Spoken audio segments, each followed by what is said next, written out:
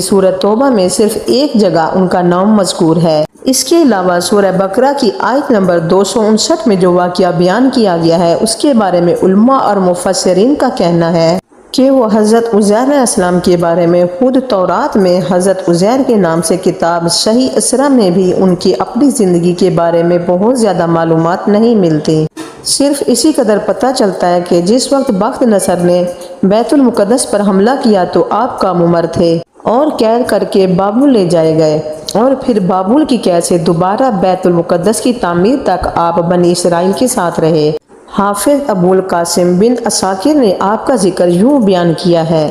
عزیر بن جرح ابن صدق بھی کہا ہے، عزیر بن جرح ابن صدق بھی کہا ہے، بن عدیہ بن ایوب بن حری بن تخی بن ہارون بن ابیان،